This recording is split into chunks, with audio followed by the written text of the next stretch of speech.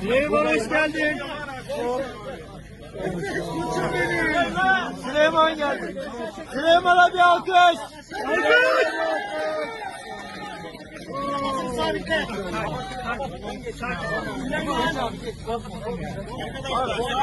Yer açın.